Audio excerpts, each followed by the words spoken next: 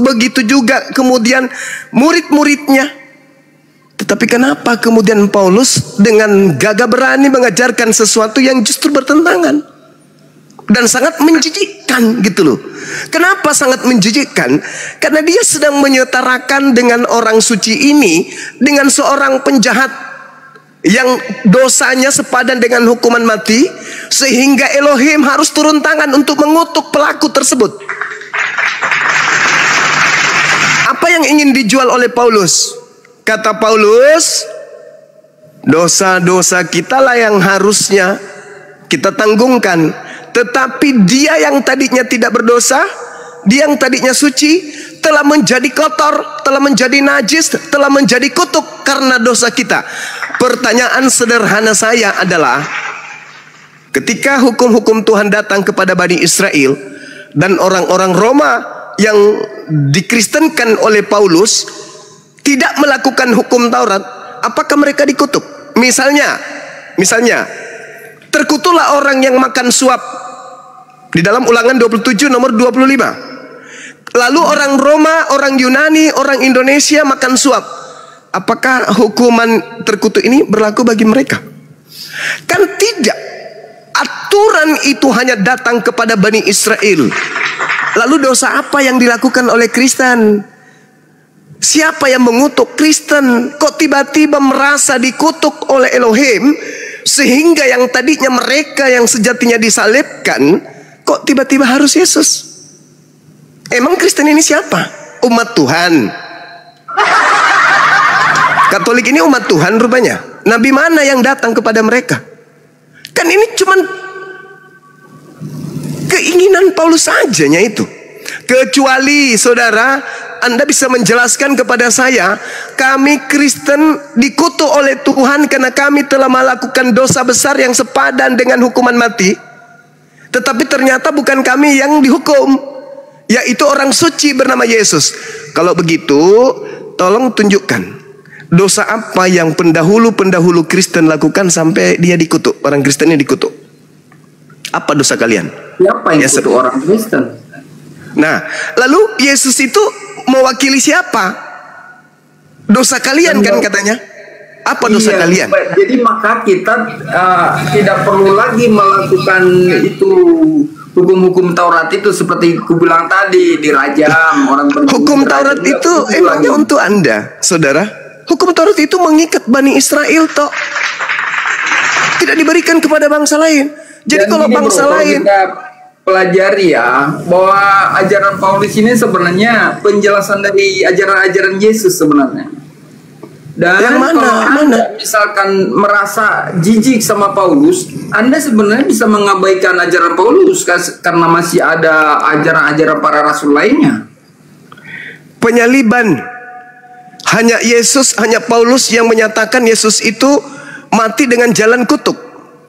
Hanya Paulus yang menyetarakan kemudian Nabiullah Yesus alaihissalam sepadan dengan pelaku maksiat yang pantas kemudian dihukum mati dan pantas kemudian dikutuk oleh Elohim. Sekarang dosa apa yang Yesus lakukan sampai dia kok separah itu? Oh, dia menanggung dosa-dosa manusia. Dosa yang mana? Ya, makanya aku bilang tadi bro, sekiranya bukan hanya bergantung kepada Paulus. Udahlah, kita abaikan dulu Paulus. Kalau Anda merasa ajarannya itu tidak tepat. Bukan sederhana itu, enggak. Ini harus dipertanggungjawabkan ketika Paulus, pendiri agama Anda, kemudian mengatakan Yesus manusia suci ini mati terkutuk, dan kutuk yang ada padanya itu bukan alam yang mengutuknya, Elohim pencipta. Bukankah di dalam Yohanes 3 nomor 16, begitu besar kasih karunia Tuhan akan dunia ini sehingga dia menganugerahkan anaknya yang tunggal, yang dikasihi. Paulus nggak ada mendirikan agama bro, Anda salah. Nggak ada mendirikan agama. Kisah Para Rasul 24 nomor 5, Paulus ini adalah penyakit sampar. Kumpulan itu orang luar yang menyebut sebagai Kristen bro. Dan dia tokonya. Dia tokonya. Artinya pengikut Yesus bro. Saudaraku, Kan ada deklarasi dari Paulus menjadi Kristen. Enggak. satu-satunya manusia yang melakukan surat menyurat ke berbagai kota dan kelompok hanya Paulus. Dia yang mengajak kemudian orang-orang yang sudah punya Tuhan untuk kemudian berpindah menuhankan Yesus. Itu satu. Kemudian ini harus diselesaikan ini, karena di sini akarnya. Penyelewengan ajaran Nabi Yesus mulai dari sini. Makanya dikatakan sendiri, dibocorkan sendiri rahasianya bahwa penyaliban itu adalah suatu kebodohan bagi non-Yahudi. Maksudnya apa? Harus bodoh orang yang percaya kepada penyaliban itu karena tidak rasional dan menabrak wahyu. Semuanya ditabrak. Yesus orang mulia, Yesus orang dikasihi, Yesus adalah anak yang Ajaran Paulus ini hanya salah satu, Bro. Gak bisa, Bang. Gak bisa. Kecuali Anda ingin mengatakan bahwasanya hukum Tuhan yang datang kepada Musa itu berlaku kepada kita juga, orang Indonesia. Ini Dan kita tidak kok banyak kali ngocehnya ya, nggak paham. Dan kita tidak melakukan itu sehingga kita pantas kemudian untuk dikutuk. Nah, agar kita tidak dikutuk, harus ada kemudian korban untuk melampiaskan kemudian kemarahan Tuhan kepada dia, kepada oknum tersebut. Permasalahannya sekarang, apa dosa Kristen sampai Yesus yang harus menanggungnya? Itu pertanyaan saya. Dosamu itu pun ditanggung sama Yesus, Bang. Cuma dosa apa? Dosa apa? Gantian, Bang Pengamat dulu lah. Gantian Bang Singa. Dosa apa yang Bang Suma lakukan sampai Yesus harus mati? Dosa apa yang saya lakukan? Kapan Elohim melakukan aturan kepada saya, Suma? Jangan kau begini, jangan kau begitu. Di mana itu perintahnya sampai saya melanggar? Ada. Ada. Itu makanya disebut orang Kristen tidak ada hukum, tidak ada hukuman bagi orang yang tidak diberi aturan. Ada nggak aturan Tuhan Elohim kepada manusia? Kau ajarkan Al-Quran dengan baik ketimbang mengubah Alkitab orang lain. Ya ini Al-Quran, bro. Al-Quran saya mengatakan yang disalib itu adalah orang yang dikutuk oleh Tuhan. Al-Quran surah Al-Ma'idah ayat 33. Maka muncul pertanyaan, Yesus itu orang suci kan? Yesus itu orang benar kan? Dia adalah jalan kebenaran dan hidup kan? Lantas kenapa dia dikutuk oleh Elohim? Alasannya karena dosa kalian. Alasannya karena dosa kalian. Dosa apa? Jangan dimut saya kalau ngomong. Dosa apa? Dosa apa yang kalian lakukan? Dosa apa sampai Yesus harus menanggung? Bukankah kalian belum ada saat itu? Hah?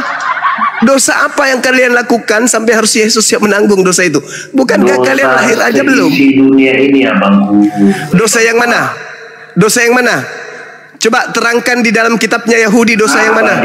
Jangan dimut saya ngomong. Saya ini Raja Singa Yehuda. Saya mewakili Yesus ini sekarang. Oke, silakan. Tolong tunjukkan di dalam kitabnya Yehuda yang menerangkan bahwa aturan yang datang kepada Bani Israel dan Bani Yehuda itu mengikat seluruh dunia. Tunjukkan. Kau baca kitab perjanjian sampai yang ini. Kalau kau paham, ini jangan. Astagfirullahalazim, ya Allah ya Karim. Ini sudah bukan zamannya Paulus melakukan penyesatan. Oke? Tolong tunjukkan di mana kitabnya Yehuda yang diperuntukkan untuk seluruh dunia sehingga dunia melanggar aturan itu dan dunia dikatakan berdosa. Diam. Gantian kita ngomong. Diam. Saya bertanya loh. Saya bertanya. Saya mau menjawab Anda. Oke. Tolong tunjukkan di mana tertulis di kitabnya Israel dan Yehuda. Anda kan mengatakan singa Yehuda tuh. Di mana tertulis itu sehingga aturan yang diperuntukkan untuk dunia ini dilanggar oleh kita sampai kita dikutuk. Silakan tunjukkan. Saya jawab ya. Saya jawab ya. Tolong jangan dibantah ya. Oke. Jawab dulu. Saya bantah, kalau pembodohan pasti kubantah. Ganti ya ngomong. Ya, silakan. Jangan bilang jangan dibantah. Iya. Di sini bukan gereja. Di sini bukan gereja. Kalau saya ngomong. Kalau di gereja iya. Silakan. Saya bertanya, ingat pertanyaan saya, tunjukkan data di dalam kitabnya Israel dan Yehuda yang mana aturan itu diperuntukkan untuk dunia sehingga dunia melanggarnya, sehingga dunia dikutuk. Silakan. Saya kasih waktu Anda bicara 2 jam sesuai dengan permintaan saya. atas kebodohan Anda. Silakan. Jangan di-mood. Kenapa sih main-main mood ya ini? Ya kan? Alkitab kami itu, Bang, dalam penyusunannya itu memakan waktu 1.500 tahun, hampir 1.500 Tinggal kamu tahun. baca, nggak perlu 1.400 tahun kamu nunggu. Tinggal kau baca dalilnya. 1.500 tahun. Abang Ini perlu bukan gereja. Abang perlu mempelajari itu. Jangan kau ajarin saya Bible. 1.500 itu. Abang ini lah sok pintar. Kakekmu belum lahir, saya udah paham Bibelmu itu. Aduh, Saya minta dalil, weh. Jangan angkuh kau, saudara. Kau baca Saya Kejadian minta sampai Wahyu, dalil. kau pasti akan menemukannya. Lengkap di situ detailnya. Apa ini? Apa? Itulah kitab kami. Saya minta dalil di dalam kitabnya Bani Israel dan Bani Yehuda, di mana aturan yang ada di dalamnya mengikat dunia seluruhnya. Di mana itu tertulis? Ya, Tinggal sebutkan nama surat, nama kitabnya apa, bab berapa, nomor berapa, tinggal sebut. Silakan. Jangan dimut saya ngomong, oke? Ya, silakan. Bang Zuma. Silakan. Bang Zuma ini orang yang cukup Saudara tidak menjawab. Kalau saya ditanya hukum yang datang kepada Bani Israel, hukum yang datang kepada Bani Yakub hanya untuk Bani Yakub dan tidak diberikan kepada bangsa lain, langsung kutunjukkan. Mazmur 147 data nomor 19 dan data nomor 20, langsung kusebutkan. Kalau Anda baca kitab Kejadian sampai kitab Wahyu, itu ditulis 1.400 tahun lebih dan ditulis 72 rabi-rabi ya. Nenek kiper. Ini bukan gereja. Jangan egois begitu. Jangan suka bikin pertanyaan lagi satu biar kalau nggak jawab saya turunin. Diulang pertanyaannya banyak, Pak. Ada Yesaya 42 ayat 4 ya. Yesaya. Entar dulu dari ini dulu, selesai dulu satu. Gini loh, Bang Zuma yang baik. Ya, silakan.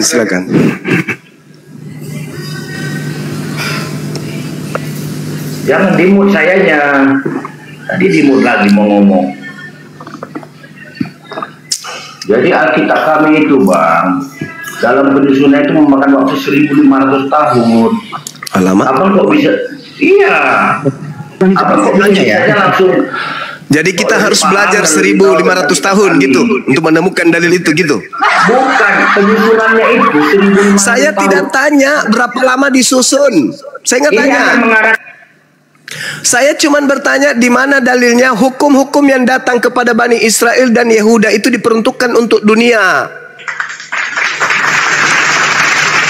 Ya, Yang Ibu silakan. Darni maksud Yesaya 42 itu maksudnya Tuhan akan mengutus hambanya, di mana hambanya itu akan mengajarkan hukum-hukum. Hamba ini akan mengajarkan hukum-hukum kepada seluruh bangsa. Ini ayatnya. Ia sendiri tidak akan menjadi pudar dan tidak akan patah terkulai. Dan itu bukan untuk Yesus. Menegakkan hukum di bumi. Itu bukan Yesus. Pengajar. Itu bukan Yesus. Sampai ke Ingat batu. data nomor satunya Bu Darni. Lihat itu hambaku yang kupegang, orang pilihanku, kepadanya aku berkenan, aku menaruh rohku ke atasnya supaya ia menyatakan hukum kepada bangsa-bangsa. Kapan Yesus mengatakan dia diutus untuk bangsa-bangsa? Kapan? Kapan Yesus datang menaklukkan bangsa lain? Kapan? Yang ada Yesus yang ditaklukkan oleh bangsanya sendiri. Jangan terlalu lebay. Ini nubuat bukan untuk Yesus. Tidak sesuai dengan fakta real di lapangan. Yesus itu justru dibantai oleh bangsanya sendiri. Sedangkan yang dinubuatkan adalah seorang hamba yang membantai. Jangankan bangsanya, bangsa-bangsa lain pun dibantainya. Kebalik. Jangan ajarin dulu saya. lagi. Iya, silakan. Cuma, tadi kan Yesaya 42, Yesaya 44 ayat 42 42. Itu tadi hukum-hukum itu akan ditegakkan di bumi. Sekarang Kisah Para Rasul 1 ayat 8. Tetapi kamu akan menerima kuasa kalau Roh Kudus turun ke atas kamu, dan kamu akan menjadi saksi-saksiku di Yerusalem, di seluruh dunia dan Samaria sampai ke ujung bumi. 1 Kisah Para Rasul. Roma 1 ayat 16. Sebab aku mempunyai keyakinan yang kokoh dalam Injil, karena Injil adalah kekuatan Allah yang menyelamatkan setiap orang yang percaya. Pertama-tama orang Yahudi. Pertama ya Bang Juma. Kemudian tetapi juga orang Yunani. Di luar Yahudi pun ada. Kedua, ketiga. Lalu dikatakan lagi di dalam Matius 28 ayat 19. Karena itu pergilah, jadikanlah semua bangsa muridku dan baptislah mereka dalam nama Bapa, Putra, Anak dan Roh Kudus. 3, 4. Sekarang yang kelima, Markus 16 ayat 15. Lalu ia berkata kepada mereka, pergilah ke seluruh dunia. Mana ada dibilang pergilah ke Bani Israel doang? Enggak. Awalnya dulu kebenaran, tetapi kemudian Yesus juga mengarahkan kepada seluruh bangsa, ya. Pergilah. Markus 16 ayat 15. Lalu ia berkata kepada mereka, pergilah ke seluruh dunia, beritakanlah Injil kepada segala makhluk. Makhluk yang berotak, ya. Makhluk yang berotak tentunya. Udah. Baru dikatakan lagi di dalam Yesaya tadi Bang Juma, hukum itu.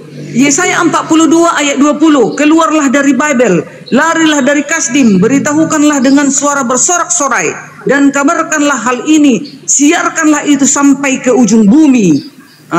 Katakanlah Tuhan telah menebus Yakub hambanya. Sampai ke ujung bumi, mana kalau sampai ke ujung bumi mana hanya Bani Israel, sampai ke Pancur Batu. Oke, sudah? Ke Medan. Itu. Sudah? Oke. Jadi sekali lagi saya katakan bahwa Kristen ini adalah agama yang dilahirkan dari kebodohan. Itu dulu. Kalau Anda berkata tentang Markus 16, Anda mundur dulu di data nomor 12-nya. Pengarang Markus itu mengatakan Yesus menampakkan diri kepada kedua muridnya dalam rupa yang lain. Ini catatan-catatan yang muncul belakangan, cerita-cerita yang dibangun belakangan, dan itu sudah di luar daripada pengajaran Yesus. Sehingga apa yang terjadi? Orang Kristen yang tak ada hubungannya sama sekali dengan kitabnya Yahudi menjilat-jilat kitabnya Yahudi agar supaya dianggap mereka benar. Yesaya 42, Yesaya 53, Yesaya itu semuanya dijilatnya demi untuk mengajarkan si palsu ini sebagai oknum Yesus yang asli. Padahal tadi dasar pijakannya apa? Dasar pijakannya pengajaran yang pertama itu tadi tentang penyaliban. Apa dasarnya Paulus menyelaraskan antara Yesus yang mengatakan dirinya aku diutus hanya kepada domba yang hilang dari umat Israel. Yesus berpesan kepada ke-12 muridnya agar jangan ke bangsa lain. Nah, sekarang supaya Yesus ini bisa ke bangsa lain, maka setirnya dirubah arahnya. Apa itu? Yesus kudu mati untuk menebuskan dosa-dosa seluruh dunia. Roma 14 nomor 9. Untuk itulah Yesus agar ia dibangkitkan menjadi Tuhan bagi dunia. Permasalahannya sekarang ini yang pertama ini loh. Apa dasarnya Paulus mengatakan bahwasanya Yesus itu dikutuk Elohim? Apa dasarnya kemudian Yesus ini dikatakan sebagai pelaku dosa yang sepadan dengan hukuman mati? Apa dasarnya? Tidak ada dasarnya. Sama sekali nonsen. Tidak ada. Itu hanya doktrin dan dogma. Dari hasil dogma inilah kemudian pengikutnya nanti menjilat-jilat kitabnya orang Yahudi. Termasuk Budarni itu. Supaya dianggap bahwa yang datang kepada mereka ini Yesus. Padahal bukan. Senjata sibilisis termasuk terjemahan kitabnya Yahudi. Itu juga sebagai senjata untuk menyesatkan orang. Pergilah ke seluruh dunia, jadikanlah seluruh bangsa menjadi muridku. Itu siapa? Di mana Yesus mengatakan itu? Padahal Yesus sudah menamatkan semuanya. Yesus mengatakan di Yohanes 17 nomor 12 tadi. Apa yang dikatakan? Kecuali dia yang sudah ditentukan untuk binasa. Jadi murid-muridnya itu tidak akan pernah binasa. Yesus mengatakan dengan sangat jelas, selama aku bersama dengan mereka, aku memelihara mereka dalam namamu, yaitu namamu yang telah engkau berikan kepadaku. Aku telah menjaga mereka dan tidak seorang pun dari mereka yang binasa. Padahal belum ada penyaliban. Murid-murid tidak butuh penyaliban dan mereka sudah tidak binasa lagi. Jaminan langsung dari Yesus kepada murid. Tidak ada penyaliban-penyaliban itu. Kecuali dia yang telah ditentukan untuk binasa. Dia siapa? Yudas.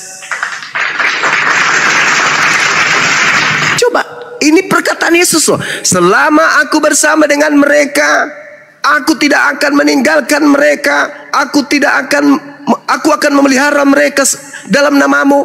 Faktanya apa? Murid-muridnya lari tunggang langgang. Ketika ada proses penangkapan, lari tunggang langgang. Tak ada satupun yang menyertai Yesus pada saat Yesus itu kemudian diindikasikan ditangkap. Kenapa? Untuk apa lagi aku menyertai murid-muridku? Mereka sudah aman, ya aku pergi. Yang ditangkap bukan aku. Di situ awalnya. Sekarang kalau Ibu Darni bisa menjelaskan ke kita bahwa yang ditangkap, bahwa yang dikutuk, bahwa yang melakukan dosa besar itu adalah Yesus yang orang suci ini, tolong tunjukkan mana dosanya. Kenapa bisa Tuhan mengasihi Yesus lalu kemudian mengutuknya lagi? Karena dosa-dosa dunia sampai Tuhan mengutuk orang dikasihi. Itu jurus apa itu? Di mana didapatkan ilmu seperti itu? Baca Imamat 4, baca Imamat 1. Ketika ada orang yang berdosa, orang Yahudi, kalau dia orang biasa, maka kurbannya kambing. Kalau dia adalah tokoh, kurbannya adalah domba. Kalau dia imam, domba. Kalau seluruh Yahudi, maka kurbannya adalah sapi. Di mana polanya kemudian kurbannya manusia? Ada? Nggak ada. Akal-akalan Paulus. Tidak ada Tuhan meminta korban manusia. Di mana dalilnya Tuhan minta korban manusia? Apalagi Tuhan minta korban Tuhan. Tidak ada. Kesemua itu propaganda yang dilakukan oleh Sibilisis melalui nabinya Paulus. Saya jamin itu pasti betul. Nah, sekarang mana coba? Apa alasannya Yesus orang suci yang dikasihi ini malah dikutuk oleh Elohim? Alasannya apa? Tidak ada dikutuk disebut Yesus. Gimana ini? Galatia 3 nomor 13, sebab ada tertulis terkutuklah dia yang digantung di atas tiang salib. Itu berarti dia itu kalau itu justru Yesus disebut membebaskan kita dari kutuk hukum Taurat. Emang hukum Taurat itu untuk Anda? Hukum Taurat itu untuk Anda? Hukum Taurat itu untuk Anda? Iya, makanya udah dibebaskan dari situ. Iya, di mana dalilnya hukum Taurat itu untuk Anda? Iya, udah dibebaskan, bukan untuk kita lagi itu. Nah, memang pernah hukum Taurat itu untuk Anda? Pernah hukum Taurat itu untuk Anda rupanya? Pernah? Iya, udah bebas kita, jadi enggak. Enggak, Anda dibebaskan dari hukum Taurat. Emang pernah terikat dengan hukum Taurat? Artinya dulu kan ada. Di mana? Di mana dalilnya? Di mana dalilnya hukum Taurat untuk kalian? Ya justru makanya bukan. Ya, jadi lalu kita bebas dari situ karena bukan. Lalu Yesus mati ataupun tidak mati, kalian itu bebas. Karena hukum Taurat itu bukan untuk kalian. Iya, untuk bukan orang, ya untuk orang lain. Itu enggak itu lagi, bebas kita dari situ. Loh, Yesus tidak mati ataupun Yesus mati, apa urusannya dengan hukum Taurat dengan ente? Ya, hukum Taurat itu hanya untuk Bani Israel, saudara. Kalaupun dia harus dibatalkan untuk Bani Israel, bukan untuk ente.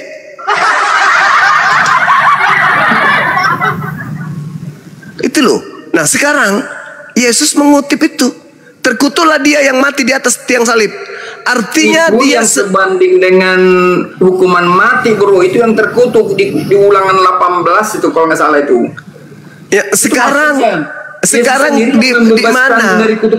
Di mana Yesus melakukan dosa? Itu dulu. Di mana Yesusku melakukan dosa yang sepadan dengan hukuman mati sehingga Tuhan Elohim mengutuknya? Kasih dalil. Nggak ada Elohim mengutuk Yesus. Lah, yang Ulangan 21 itu apa rupanya?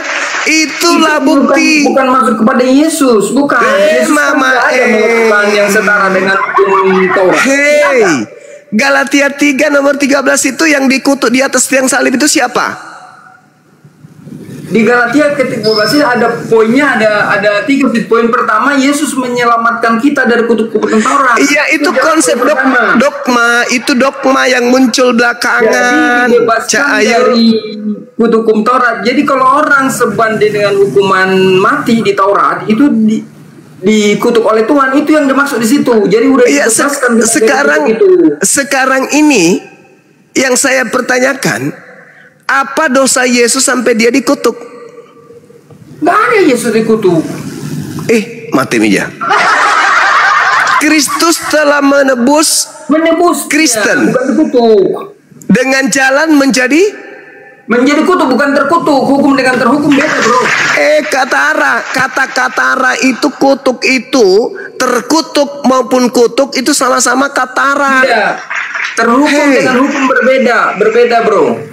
Dengan jalan menjadi kutuk atau menjadi mulia? Ya kutuk bagi Yudas kan? Makanya dia bunuh diri. Iya benar. Tidak paham. Kristus telah menebus Kristen dari kutuk hukum Taurat. Nyambung gak itu? Saudara, nyambung gak itu? Dari situ aja udah cacat. Saudara, yang kena Kristus telah menebus Kristen dari kutuk hukum Taurat. Nyambung gak itu kira-kira? Kristus telah menebus, makanya orang Kristen tidak harus menerapkan hukum Taurat lagi, bro. Itu ya emang Taurat itu untuk kalian rupanya? Makanya bukan kan? Tidak lagi, karena udah kita bebas dari situ. Memang pernah Taurat itu untuk kalian? Justru karena bebas kan, sebelumnya ajaran dari dulu itu kan memang harus hukum Taurat itu ada. Jadi orang Kristen kesini setelah ajaran Yesus, kita pakai ajaran Yesus, kita bebas dari situ. Hukum Taurat itu memang untuk kalian. Iya, makanya kita bebas dari situ, dibebaskan oleh Yesus, bro. Pertanyaan saya ulang lagi, hukum Taurat itu memang untuk saudara? Untuk orang lain tuh, kita udah bebas dari situ. Kok udah bebas? Memang pernah terikat Anda dengan Taurat? Anda pernah terikat dengan Taurat? Enggak begitu maknanya. Sebelum Yesus mati di salib, Taurat itu untuk Anda, terikat kepada Anda juga? Ya enggak, aku aja belum lahir di masa itu. Non Yahudi? Di luar itu Yahudi? Yahudi kan, itu Taurat kan? Untuk Yahudi. Berarti kalau Yesus mati untuk melepaskan kutuk hukum Taurat, dia mati untuk siapa? Yesus mati untuk menggenapi itu. Mati untuk siapa?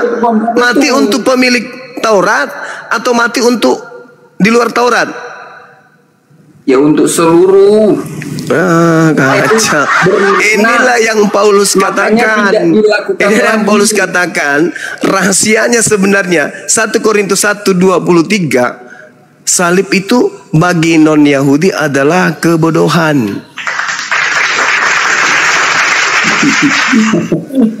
Amalah Bang Juma sama Bang Juma, kebodohan salib itu, nggak percaya kalian ada salib itu maksudnya itu. Bukan. Penyaliban itu satu kebodohan. Sekarang saya tanya sama Bu Darni, salib ini, penyaliban ini, itu hukuman untuk orang yang dimuliakan atau hukuman untuk orang yang dikutuk? Mestinya untuk orang yang dikutuk. Nah, untuk orang yang dikutuk. Pertanyaan saya, apa dosa Yesus sampai dia menjadi korban kutuk? Tidak ada dosanya. Berarti salah. Berarti Tuhan salah. Berarti Tuhan salah salib. Itu Yesus itu kan jadi di salib itu. Berarti Tuhan salah salib atau memang sudah betul yang disalib itu memang benar-benar orang terkutuk? Mana yang betul? Mana yang betul? Mana yang betul? Tuhan salah salib atau Tuhan benar-benar sudah menyalib orang yang tepat, yaitu pelaku yang dikutuk? Ulangan 27 nomor 25, terkutuklah orang yang makan suap. Kalau yang disalib itu Yudas, berarti tidak salah sasaran, memang pas. Tapi kalau yang disalib itu Yesus, berarti Tuhan salah sasaran.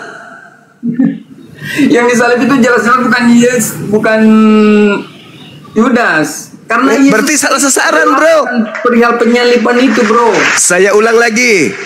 Salib itu hukuman untuk orang yang bersalah, orang yang dikutuk, atau orang yang dimuliakan, orang yang dikasihi? Mestinya untuk orang yang dikutukan, orang yang bersalah. Sesuai Kalau dengan begitu adanya dan Anda memaksakan itu Yesus, tolong tunjukkan apa salah Yesus sampai dia yang harus dikutuk. Jawab. Bukan dikutuk dia, mana dikutuk dia? Astagfirullahaladzim. Saya ulang lagi. Hukuman salib itu untuk orang yang dikutuk atau bukan orang yang dikutuk? Mestinya untuk orang yang terkutuk. Orang yang terkutuk. Mestinya. Tapi Yesus disalib bukan karena terkutuk, bro. Tapi Beda. karena Jadi mestinya Hey. itu kan untuk orang lain Hey. kita bisa kena juga, bro. Hei, kenapa dia disalib kalau bukan karena terkutuk? Kenapa? Bukan karena terkutuk. Makanya dia disalib. Emang ada fungsi lain karena- penyaliban itu? karena Fungsi lain dia- penyaliban itu emang ada sudah selain membebaskan daripada diri. untuk Tidak orang terdapat yang dalam dikutuk. Yesus itu enggak. Pilatus. Saudara, Kan saudara, memang hakinya ada kan Pilatus, bro. saudara, memang ada fungsi lain dari salib itu selain untuk orang yang dikutuk. Jadi gini, bro, ya, aku jelaskan padamu. Makanya Yesus itu disebut firman yang hidup sebagai manusia, bro. Kamu Satu putar Yohanes lidahmu di 1:1. tiang listrik yang Jadi tegangan dari tinggi perihal sekalipun itu, kamu tidak akan kita pernah belajar, bisa membodohi orang. Pertanyaan Tidak saya, membodohi, aku bisa ngajari Anda. fungsi salib itu adalah untuk menghukum orang yang dikutuk Tuhan. Itu fungsi salib. Banyak pelajaran yang kita ambil di dalam penyaliban itu, bro. Misalkan penyerahan diri, adanya hidup setelah mati, mama, bahwa kematian tidak berkuasa dalam mama, diri Yesus. Banyak, bro. mama, Banyak. salib itu dengar, salib bagi orang Yahudi, hukuman bagi pelaku kejahatan yang sepadan dengan hukuman mati berdasarkan hukum Taurat. Dan itu pasti Mestinya. oknum yang dikutuk. Satu. Yang kedua, salib bagi Romawi adalah hukuman bagi pemberontak musuh negara. Yang mana yang bisa dinobatkan kepada Yesus? Yesus sebenarnya disalib bukan tidak sesuai dengan hukum Taurat, bro. Lalu kenapa mengutip Ulangan 21? Saudara, kalau bukan yang jahat, kalau bukan karena Taurat, lalu kenapa Paulus mengutip Ulangan 21? itu tentang pembebasan tadi. Kita dibebaskan hukum Taurat itu. Lah, kenapa kamu yang dibebaskan? Loh, hukum Taurat hanya untuk Bani Israel. Maknanya kita nggak perlu lagi ikut hukum Taurat, bro. Nah, sejak kapan hukum Taurat itu untuk Anda? Jadi bukan lagi kita itu terapkan itu hukum Taurat itu. Sejak kapan hukum Taurat itu untuk Anda? Iya, memang makanya sebut kita bukan untuk kita itu. Lah, untuk Kita apa udah juga bebas, Yesus kita mati bebas kalau dari ternyata situ. hukum Taurat itu bukan untuk Anda? Iya, bebas kita dari situ. Lalu untuk apa Yesus mati kalau Oleh begitu? Tuhan Yesus itu. Lalu untuk apa Yesus mati? Saudara, untuk apa Yesus mati kalau ternyata hukum Taurat itu bukan untuk Anda? Yesus tidak sebanding disalib, tidak sesuai dengan hukuman yang harus. Fungsi salib itu, sekali lagi, fungsi salib itu untuk menghukum orang yang dikutuk Elohim. Mestinya. Loh, kok ada mestinya? Ya, Memang itu. di sini. Memang itu. Peruntukan salib itu hukuman untuk orang yang dikutuk Elohim. Pertanyaan saya, kalau dibaca sebenarnya itu sangat jelas di apa nih? alamak. Pertanyaan saya, Di Yohanes 18 apa sampai dosa 19. yang dilakukan Yesus yang sepadan dengan hukuman mati sehingga dia pantas dikutuk oleh Elohim? Apa dosanya? Tidak sepadan. Tidak sepadan. Baik, kita dengarkan ya teman-teman sekalian. Saudara kita mengatakan tidak sepadan. Oke, sekarang kita ambil. Sekarang kita. Sekarang kita ambil. Kawan, Tidak Yesus. karena itu. Yesus tidak memenuhi syarat. Sekarang kita ambil kandidat satu lagi, Yudas. Menurut saudara, berdasarkan tradisi Torah, salib adalah untuk orang yang dikutuk Elohim. Apakah Yudas memenuhi syarat untuk disalib? Yudas itu dia tidak memenuhi syarat untuk disalib. Alasannya?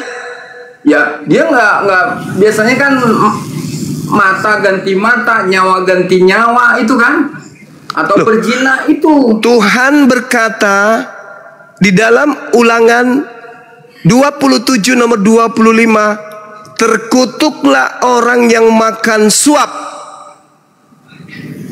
Apakah Yudas makan suap? Ya, kalau yang makan suap kan. Nah, apakah yang disalib ini? Apakah yang disalib ini orang yang dikutuk Tuhan? Yang disalib mana? Kalau Yesus nggak dikutuk Tuhan, ini Yesus tidak. Tadi kita sudah sepakat, Yesus tidak. Sekarang kita ambil Yudas. Apakah Yudas yang dikutuk karena makan suap itu memenuhi kriteria untuk disalib? Dia bunuh diri, bro. Dia bunuh diri. Saya tidak bahas itu, saudara. Apakah kemudian Yudas tadi, kok nggak bahas? Anda boleh baca Matius 27 nomor 5 kalau itu. Sekarang saya tanya, apakah Yudas yang dikutuk oleh Elohim memenuhi syarat untuk disalib? Ya nggak, Yudas nggak disalib. Nah, pertanyaan saya bukan itu loh. Pertanyaan saya, berdasarkan firman Tuhan di dalam Ulangan 27 nomor 25, terkutuklah dia yang makan uang suap. Berarti yang dikutuk yang makan suap. Yudas makan suap. Pertanyaan saya, apakah Yudas memenuhi syarat sebagai oknum yang harus disalib? Tidak. Nah, inilah yang dikatakan rahasianya Paulus. Salib itu adalah satu kebodohan bagi non-Yahudi. Yahudi, orang yang melakukan dosa, suap, kemudian berzina, itulah orang-orang yang memenuhi syarat untuk disalibkan. Anda mengatakan tidak. Justru yang disalib adalah orang yang tidak dikutuk. Hebat Anda kan? Terima kasih Paulus. 1 Korintus 1:23 dia sudah bocorkan. Saudara, sebenarnya penyaliban itu adalah kebodohan bagi orang-orang non-Yahudi. Ini buktinya betapa bodohnya Anda. Jelas-jelas ya, kita baca ini ayat 18 kutuk ini. Hanya diberikan kepada pelaku dosa yang sepadan dengan hukuman mati. Syukran Bunda. Jadi enggak karena sepadan hukuman mati Yesus disalib, enggak. Loh, kenapa Anda harus mendudukkan Yesus sementara ada orang yang memenuhi syarat? Ya, kenapa? Memang itu pilihan tradisi di situ. Makanya sebut ini, aku baca di ayat 18. Sesudah mengatakan demikian, keluarlah Pilatus dari lagi mendapatkan orang-orang Yahudi dan berkata kepada mereka, aku tidak mendapati kesalahan apapun padanya. Nah, menurut jelas? Tuhan, jelas? menurut hukum Tuhan, apakah ini Yesus yang dengar, menurut hukum Tuhan, apakah saya kebaca dulu nih. Udah, saya udah paham itu. Saya udah bilang tadi, kakekmu belum lahir, saya sudah paham Bible. Menurut, dengar, kuncinya ada di Matius 27 nomor 18. Pilatus tidak menemukan sedikit pun kesalahan kepada Yesus. Orang-orang Yahudi, orang-orang mahkamah agama, dan juga orang Farisi, dan juga imam-imam kepala menyerahkan Yesus hanya karena dengki, bukan karena salah. Pertanyaan saya, apakah menurut Tuhan Yesus boleh disalib?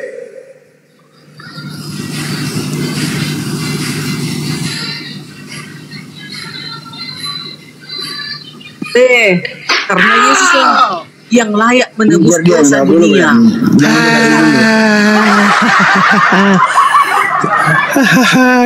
Inilah antikristus. Inilah antikristus semuanya. Apa alasannya Anda mengatakan Yesus boleh disalib? Karena dia adalah sudah dijanjikan untuk menebus dosa dunia. Di mana Yesus ditentukan untuk binasa? Di mana? Yohanes Pembaptis mengatakan, inilah anak domba Allah. Inilah anak domba Yahweh yang menghapus dosa dunia. Anda Betul. pengikut Yohanes atau pengikut Yesus nih? Sama. Yohanes itu pengikut Yesus, pembaptis, rasul dia pada saat itu Tuhan pembaptis. kemudian saudara Bu Darni, Anda baca di dalam Yohanes 21, 24, 25, pengarang Yohanes itu bukan anak Zebedeus, bukan sepupunya Yesus, bukan saudaranya Yakobus. Itu yang Anda harus pahami. Yohanes nanti punya nama. Nanti di abad ke-6 baru buku itu ada namanya Yohanes. Tadinya tidak diketahui siapa penulisnya. Sekarang ketika Anda berkata inilah anak domba Tuhan untuk menebus dosa dunia, itu Yesus yang mengatakan? Bukan. Nah, itu Elohim yang mengatakan? Yohanes Pembaptis. Oke, itu Elohim yang mengatakan? Yohanes Pembaptis yang mengatakan inilah Oke, Yohanes Pembaptis. Dengarkan teman-teman. Yohanes Pembaptis kan pada saat itu kerjanya membaptis manusia yang berdosa. Dengarkan teman-teman, Bu Darni sudah mengakui itu bukan ucapan Yesus, juga bukan ucapan Tuhan, tapi Yohanes Pembaptis. Iya, Yohanes alias itu kan pembaptis. Kan alias diilhamkan penulis. itu sudah datangnya daripada Yahweh itu perkataan Yohanes. Ya, silakan Anda percaya, dibandingkan silakan. Bang Juma, Silakan. Bang Juma umurmu, Bang Juma masih 45. Yohanes dia itu rasul, dia adalah pembaptis pada saat itu. Kenapa kalian tolak? Makanya kebodohan bagi kalian. Kalian tolak baptisan itu. Baik. Kalian tolak penyaliban itu. Kebodohan bagi kami. Baik. Tolong tunjukkan, Yohanes Anda katakan, tolong tunjukkan di mana Tuhan membolehkan orang benar dijadikan korban untuk orang yang tidak benar. Saya minta dalil. Gak ada dalil diberikan sama orang yang benar untuk korban untuk kepada orang yang benar. Lalu Anda mengimani Paulus apa kan Yohanes? Yesus itu datang kan ada misinya. Misi Yesus itu datang untuk penyelamatan kutuk dosa itu. Harusnya kita ini Bang Juma mati, begitu mati langsung dimasukkan ke dalam neraka yang di mana tetapi itu atas di mana dosa Anda, di mana apa yang Anda lakukan sampai Anda harus masuk ke neraka? Apa yang Anda lakukan? Apa? Ya, dosa apa? Kita ini seluruh manusia ini sudah jijik di hadapan Yahweh. Di mana itu dalilnya? Di mana dalilnya? Sebentar. Roma 5:12. Ya, bisa juga. Sekarang ambil aja Yesaya 50 ayat 10. Tetapi Tuhan berkehendak meremukkan dia dengan kesakitan. Apabila ia menyerahkan dirinya sebagai korban penebus salah, ia akan melihat keturunannya, umurnya akan lanjut dan kehendak Yahweh Tuhan akan terlaksana olehnya. Ya, Yesus ini. Itu Yesus. Iya, coba hanya dia yang Anda bisa baca, menebus salah. Mana coba ada manusia bisa menebus salah? Coba Anda baca Yesaya 1 nomor 1. Janganlah takut, sebab aku telah menebus engkau, katanya. Ya, silakan dengan mimpi-mimpi, Bu. Silakan. Itu hak Siapa Ibu. yang menebus? Ini sekarang sendiri mengatakan dia penebus. Sekarang Anda baca dulu Yesaya itu. Jangan Anda bawa kitabnya orang tanpa Anda memahami Yesaya. Kitab memang Yesaya, ini Bang Joma. Memang ini Yesaya ini kitab orang Yahudi. Tapi Yesaya ini Nabi Yahweh. Kita juga berhak untuk coba Anda baca Yesaya 1 dulu. Nabi Yahweh. Coba Anda baca Yesaya 1 dulu. Iya. Itu dia. Udah dekatnya Kristen ini. Iya, lengkap dong. Bagaimana tidak lengkap? Kitabnya orang diambil. Bang Juma merasa kebodohan kalau menerima penyaliban itu sama yang dibilang Paulus.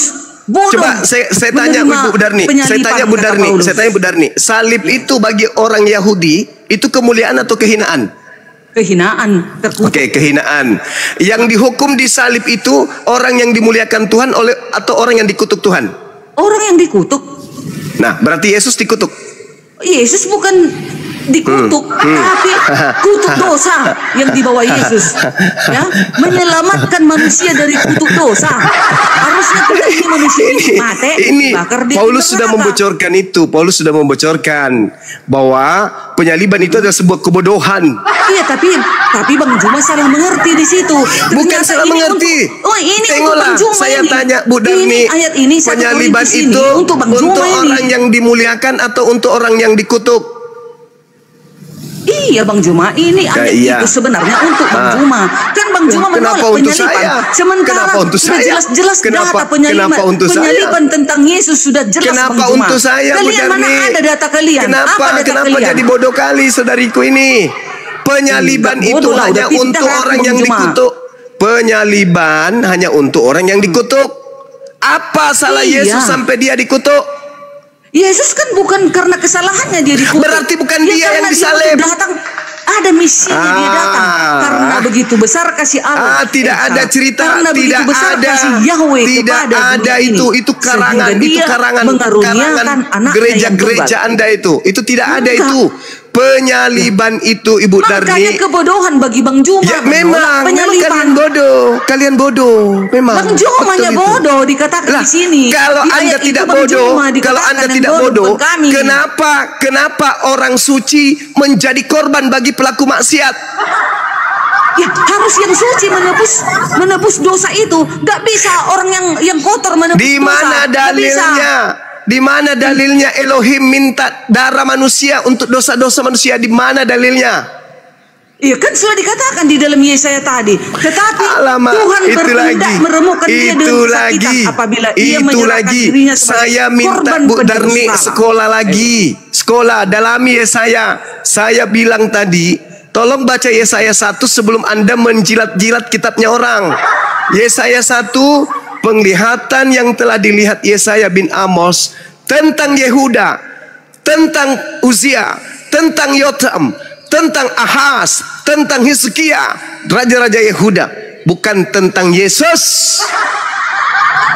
Semua yang tertulis dalam kitab Yesaya itu penglihatan yang dilihat oleh Yesaya bin Amos tentang Yehuda, tentang Yerusalem, tentang Yotam, tentang Ahaz, tentang Hizkia, raja-raja Yehuda. Tidak ada satupun penglihatan untuk Yesus. Sinilah ayatnya tentang nubuatan Yesus. Makanya di kitab Bang Juma sudah jelas sekali teman-teman. Di Al-Quran kitab Yesaya Bang. Sudah jelas sekali kawan-kawan. Tanya Bang Juma dulu. Kenapa sudah ada kitab Yesaya di dalam Al-Quran? Sementara itu Nabi Allah. Kitab Yesaya itu penglihatan yang diberikan Tuhan kepada Yesaya. Ya udah, kenapa tidak ada di Al-Quran Bang Juma? Astagfirullahaladzim. Kenapa harus ada di Al-Quran? Harus, karena ini adalah alasannya apa? Emang lu pikir gue karena ini adalah Kristen? Elohim gak boleh dibuat. Emang ibu pikir kami ini serigala? Bang Juma di dalam Al-Quran pikir kami ini berimanlah engkau kepada Spanyol. Nabi. Bang Juma. Bang Juma, saudariku, Bang Juma, kami bukan orang Kristen yang suka mencuri kitabnya Yahudi. Maaf. Bukan mencuri. Lalu apa haknya orang Kristen menggunakan perjanjian lama? Nabi kita juga ini Bang Juma. Apa nabi kita juga? Aduh, benar nih. Di gereja boleh. Nabi itu nabi kita kan ciptaan Tuhan. Di gereja boleh, Di sini jangan. Saya tanya dulu Bang Juma, kenapa tidak ada kitab Yesaya di dalam Al-Quran sementara Yesaya adalah nabi?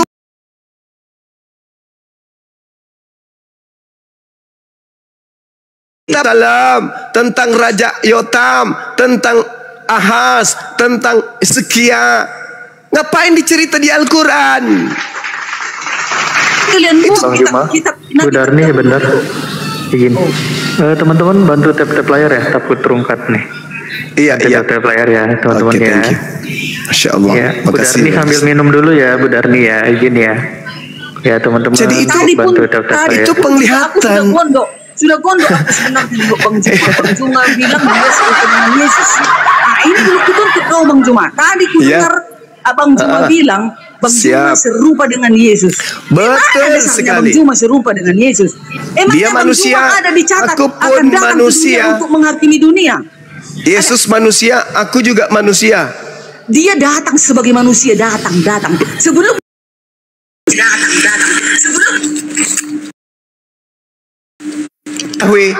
itulah kan, itu Matius 4 nomor 4. Masa Bang Juma samakan Bang Juma dengan makanya Yesus? Belajar Ibu Darni, Bang Juma itu sama seperti Yesus. Firman yang Yesus keluar dari mulut Tuhan sama seperti Yesus. Itulah orangnya Bang Juma. Coba Anda baca Matius 4 nomor 4.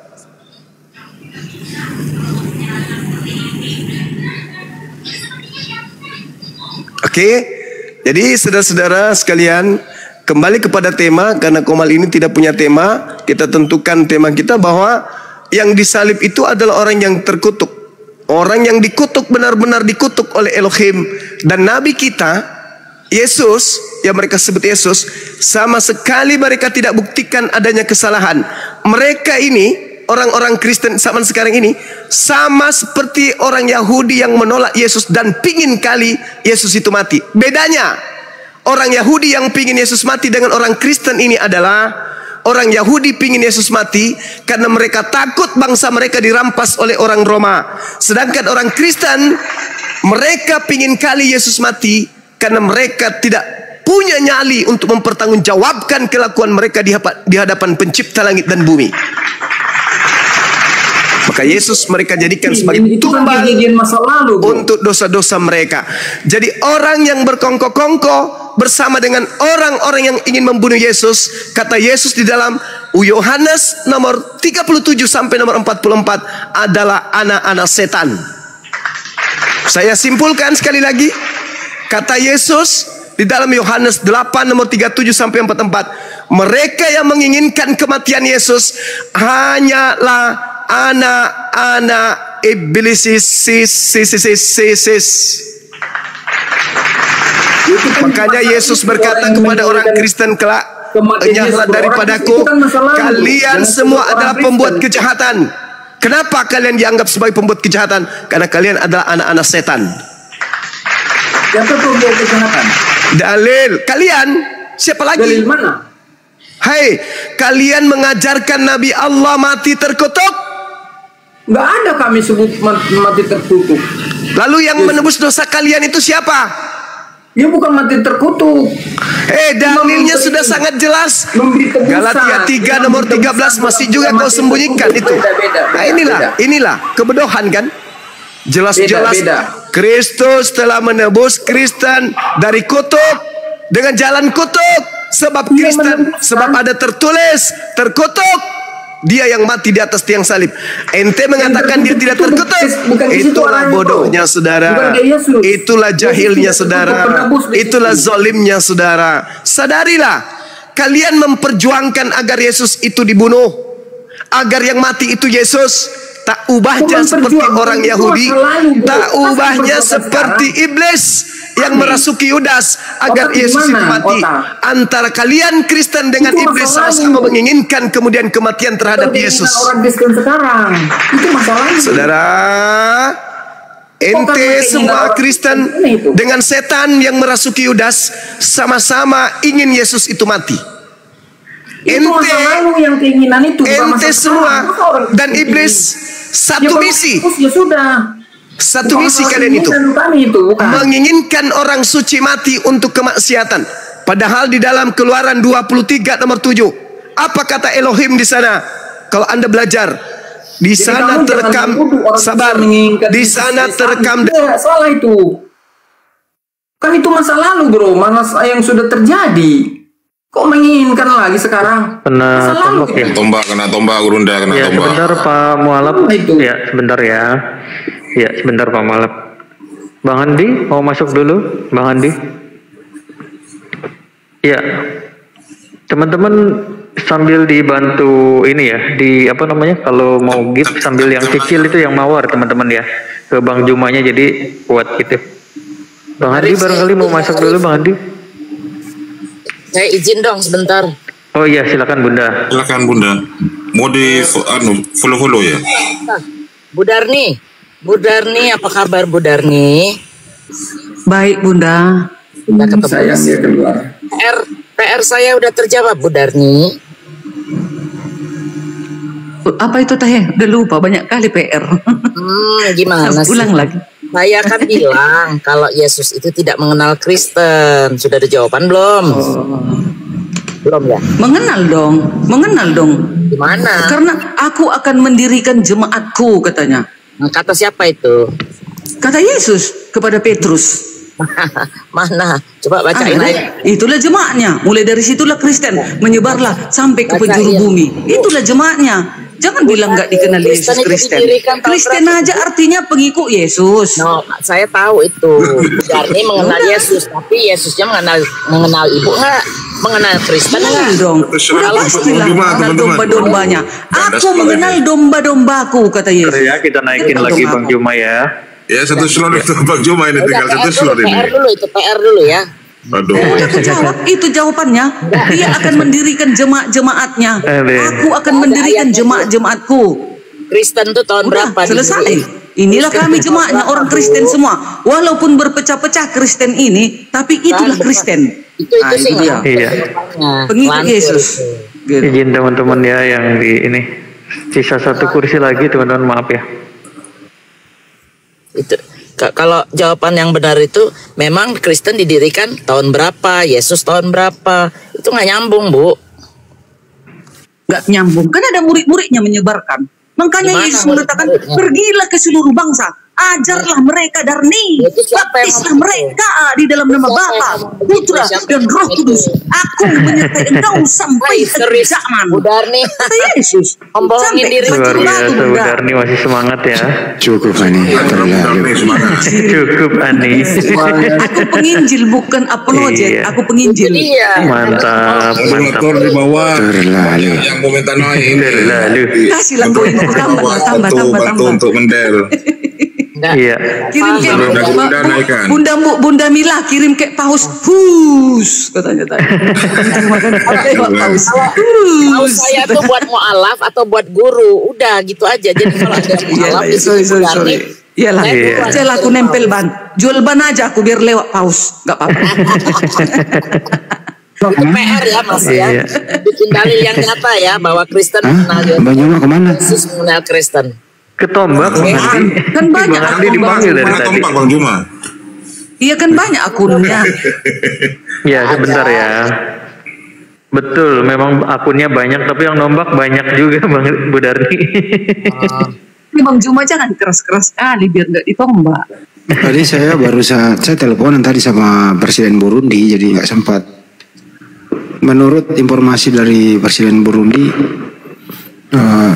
gantilah yang ada di Indonesia itu jadi Bible lagi gitu loh. Jadi nanti kalau Ibu Darni bawa Alkitab ke sono nggak laku, ganti katanya jadi Bible dulu.